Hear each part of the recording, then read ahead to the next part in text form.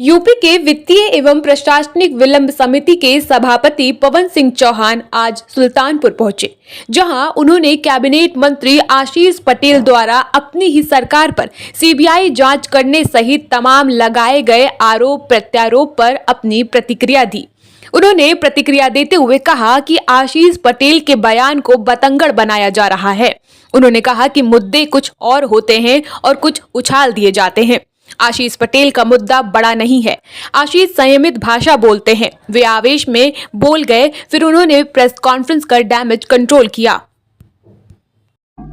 आज बैठक बड़ी सकारात्मक भाव से सभी सक्षम अधिकारी जो डिस्ट्रिक्ट लेवल के थे सारे अधिकारी बैठे और बहुत ही सकारात्मक भाव से हम लोग मीटिंग किए और बहुत सारे विषयों पर बहुत सारे डिपार्टमेंट में जो हमारे जीपीएफ, जो पेंशन, जो मृतक आश्रित और बहुत सारे प्रकरण थे, उन सारे बिंदुओं पर विस्तार से बातचीत की गई। सारे अधिकारियों ने अपने काम को बखूबी करने का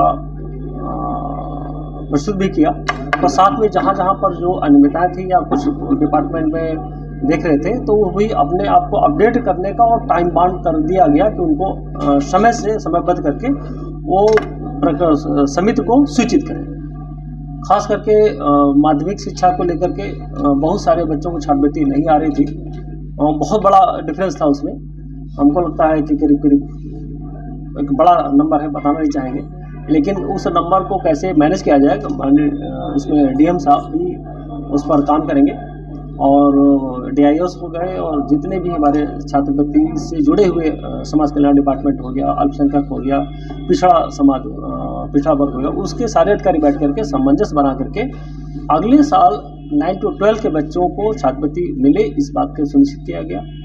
दूसरा, एक फार्म हाउस कल्चर बहुत तेजी से डेवलप हो रहा है, वो भी डीएम साहब से बातचीत हुई है, शायद उस पर भी इन लोगों ने सकारात्मक भाव से दिखाएंगे कैसे फार्म हाउस कल्चर किया जाए, गन्ना का कैसे डेवलपमेंट किया जाए, कैसे मत्स्य डिपार्टमेंट का कैसे डेवलप करें, हॉर्टिकल्चर डिपार्टमेंट, उद्यान विभाग भी अपने आप को डेवलप कर रहा है। कृषि में मिलेट्स को लेकर के जो यहाँ के मुख्य फसलें हैं बाजरा और मक्का, उसको कैसे मार्केटिंग बड़ी किया जाए, कैसे और किसान प्रेरित किया जाए, उस पर भी विस्तार से चर्चा की गई। बहुत सारी सलाहें आपस में एक दूसरे की एडवाइजरी आई, जिसको डीएम साहब और एडीएम सारे अधिकारी मिल करके उसको क्रियान्वित करने का वादा किया। दोस्तपुर में एक राजकीय विद्यालय है, उसके प्राचार्य ने इस्तीफा दिया है भूमाफियाओं से तंग आकर। तो ऐसे में भूमाफियाओं के खिलाफ जो शासन की नीति है वो धरातल पर नहीं उतर पा रही है। मुझको लगता है कभी कभी इस तरह की घटनाएं घट जाती हैं और उसको सरकार पूरी संज्ञान लेती है। आपने देखा होगा कि लाइन आर्डर 2017 के बाद तब से ज़बरदस्त तरीके से सुधरा हुआ है और मुझको नहीं लगता लाइन आर्डर पर कोई उंगली उठाए। हाँ, कभी कभी इस तरह घटना घट जाती हैं जो शायद दबी कुचली जाती हैं या कहीं सरकार तक नहीं पहुंच पाती हैं, शासन प्रशासन तक, तभी इस तरह घटना घटती है। उस पर सरकार और शासन प्रशासन पूरी सख्ती से निर्णय लेगा और उसको दंडित भी करने का काम करेगा। आपकी सूची में पॉइंट लाइन पर अधीनस्थ किसी सेवा संवर्ग की वेतन विसंगति को दूर करने और स्त्री स्त्री व्यवसाय सापेक्ष जो स्त्री व्यवसाय किए जाने के संबंध में भी, इस पर आपकी समिति क्या करेगी? हमारी समिति एग्रीकल्चर डिपार्टमेंट, हाँ, हर 25 साल से जो है ये रिन्यूअल नहीं हुआ है। हाँ, दो चीज़ें बता दें, ये बहुत सारे जो जिले स्तर के प्रकरण थे वो यहाँ पर निस्तारित करने का हम लोगों ने काम किया है। जो निदेशालय स्तर के काम है वो सरकार वहाँ निदेशालय स्तर पर हम लोग प्रमुख सचिव से बात करके उन प्रकरणों को सुनिश्चित टाइम बाउंड करके कैसे उनको हम लोग निस्तारित करें, इस पर भी हम लोग निदेशालय बैठ करके काम करेंगे। सर, आपकी ही कमेटी के मेंबर हैं आशीष पटेल जी, उन पर अभी कई आरोप प्रत्यारोप लगे, अपनी ही सरकार में वो सीबीआई जांच की मांग करने की बात कर रहे हैं। कभी कभी मैं क्या बताऊं, कुछ मुद्दे उछाल दिए जाते हैं, कुछ मुद्दे होते कुछ उछाल दिए जाते हैं। ऐसा कोई बड़ा मुद्दा नहीं है, लेकिन वो कभी कभी अन्यत्र विषय से लोग उसको उछालना शुरू कर देते हैं। मुझको लगता है आशीष पटेल थोड़ा संयुक्त भाषा बोलते हैं। कभी कभी कोई घटना घट जाती है और जो विरोधी लोग हैं उनको बात का बतंगड़ बना करके उसको ज़्यादा हाईलाइट करने की कोशिश करते हैं। हाँ, उन्होंने कौन स्वयं पीसी की थी, उसके बाद मामला क्लियर किया। देखो, दो चीज़ें होती हैं। होता क्या है कि जब आदमी को उद्दलित कर देता है बड़े तरीके, वो तो आदमी आवेश में बोल जाता है, फिर लगता है कि यार कहीं ना कहीं हमसे कुछ ज़्यादा बोल गए, फिर वो संतुलित भाषा में बोल करके उसको डायमंड्स को कंट्रोल करता है। आपको पूरी मीटिंग में केवल एक ही प्रकरण माध्यमिक शिक्षा का छात्रवृत्ति का ही सामने आया कि और भी नहीं, हमारे लगभग जितने भी डिपार्टमेंट हैं, हमको लगता है करीब 52 डिपार्टमेंट बैठे हुए थे। 52 डिपार्टमेंट का एक एक डिपार्टमेंट की समीक्षा की गई। ऐसा कोई डिपार्टमेंट नहीं जिसकी समीक्षा नहीं की गई हो।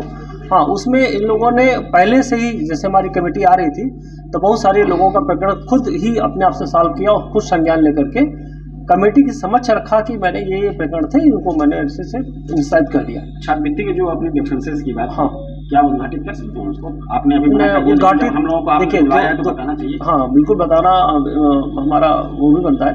हाँ, मुझको लगता है करीब 1.25 लाख बच्चा लगभग इसमें बच्चा एनरोल होता है और लगभग 40,000 बच्चे के आसपास छात्रवृत्ति नहीं पहुँच पा रही है, क्योंकि वो जागरूकता न होने की वजह से वो जो बच्चे होते हैं या उनके अभिभावक होते हैं वो भर ही नहीं पाते, वो जानते नहीं कि कौन झमेले में पड़े।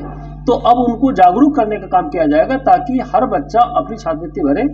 यहाँ डिपार्टमेंट द्वारा, समाज कल्याण डिपार्टमेंट द्वारा बताया गया कि सर जितने बच्चे छात्रवृत्ति ने हमारे एनरोल हुए उन सारे बच्चों को मैंने दिया। कोई बच्चा ऐसा नहीं है जो जिसको छात्रवृत्ति न दी गई। एनरोल न होने की वजह से बच्चों को ये जो डिफरेंस आ रहा इसलिए आ रहा है। कुंभ को लेकर सरकार अरे जबरदस्त है, आपने देखा होगा जबरदस्त। आपके कुछ समय पहले मतलब तो एक्साइटमेंट आ जाता है कि जो उत्साह चल रहा है पूरे देश में, तो हर्ष उल्लास से हम लोग पूरा महोत्सव मनाने जा रहे हैं।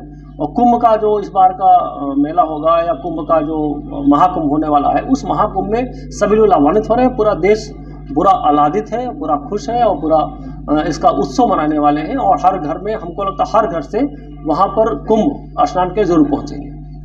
और बड़ी तैयारी की जा रही है और सरकार ने बहुत बड़ी तैयारी कर रखी है।